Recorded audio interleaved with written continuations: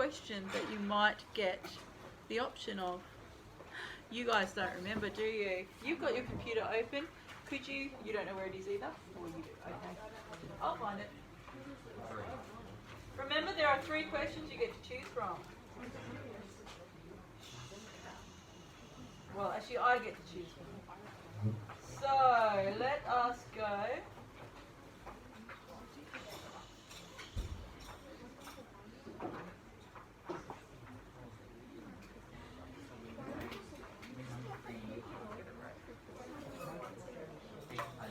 Students, you're being awfully noisy.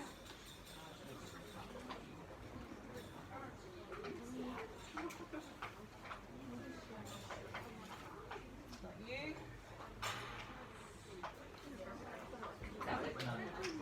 Come on, things are comfortable.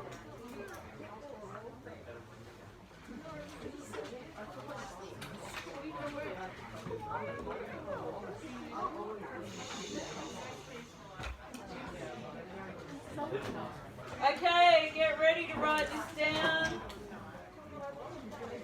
Are you ready? Actual page is stuck. Alright. Actually, I'm going to get Bella, if you can come up here and quietly read to me the second question here. Yes, you can.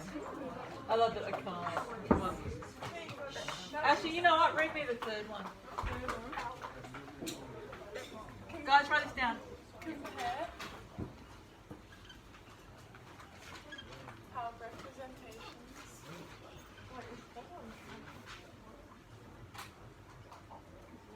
in text shape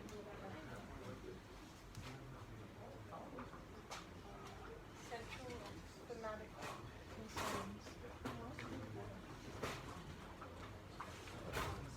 Thank you. Okay, now I deliberately chose this one for today rather than the second one just then for a very specific reason. This question suits doing a 2-text comparison. Specifically, it suits, I'll read it to you in a minute, it suits us looking at representations of what is Australia and Australians, and representation of post-colonial Australia or post-invasion Australia, depending upon what language that you are more comfortable with. Though technically I think we've got to the point where we do understand that it is an invasion. So it says, compare how representations in text shape central thematic concerns. So we've got the idea of a conflict, thematic. We've got the theme of Australia.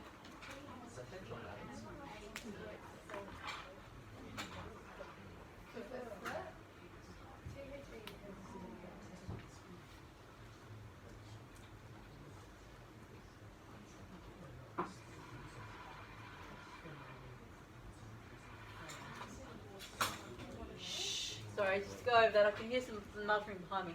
So to work through the question, things that we would need if we were going to compare Henry Lawson's Drover's Wife, the 19th century text, with the 20th century text, No Sugar by Jack Davis. One of them is by a white Australian, one of them is by a Noongar Australian. So that means that we probably want for our central theme to be looking at Aboriginal Australia and experience. That would be a good one. Representations, we can look at the representation of Aboriginal people and white Australia. And we're going to be compare, we know that they are different. And they're different because they're different perspectives. One is Aboriginal and 20th century. One is white and 19th century. Remember that I did say with shape means that it all comes together. You don't look at it as different, as separate.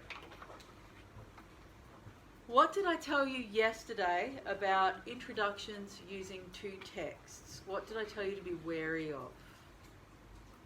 Not writing two essays. Don't write two essays. Exactly. Now that we've done this breaking down, and I'll give you a moment to catch up, and I will read it over again because I know my handwriting is challenging. Yes, I can see your poor little face. Once we've broken it down, we suddenly realise that we can do a single essay comparing a play and a short story, because we don't really care about the fact that it's a play and a short story. What we care about is it's a comparison of two different perspectives. So, I've said we're comparing. We know they're different. We know they're different perspectives. One is an Aboriginal 20th century Noongar perspective. Stolen generation of the removal of Aboriginal people in Western Australia, pre-receiving citizenship in 19. Does anyone know? When was the referendum? Beautiful. Well, you should know. It's your history. And the other one is a 19th century text, which means it's actually pre-Federation, or around about Federation. And that's what happened during Federation to Aboriginal people.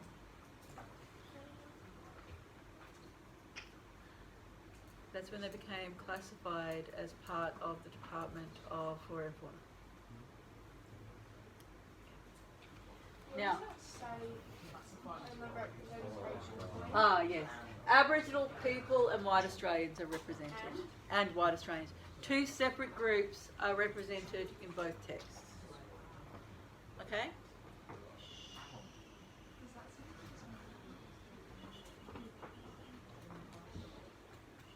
I'm going to give you a moment to catch up. If you can't read my handwriting, that is entirely normal. I have a whole lot of report cards from when I was a child being very explicit about how difficult it is. So, we now have enough that we can form an essay. We know that Australia's understanding of its own history has evolved over the last, I'd say 20 to 30 years. It's become quite different. We discussed before my schooling in this school, 30 years ago was very different than yours, yeah? That, we didn't do any work at all on Indigenous people. In fact, despite the fact that there were Indigenous people in our classes, we were led to believe that they had all died, which is a strange cognitive dissonance you would need to make those two things come together. This one, you're going to be looking at changing attitudes. That's going to be your central premise. The idea that we have a representation that promotes that idea of Aboriginal people as on the sidelines, as marginalised, as unimportant, as not part of the representation of Australia. And then that moves with the 20th century text to one where their experience is explored, their contribution, their humanity is re-established in that text to a 20th century audience by Jack Davis. All right. Now, I've done some work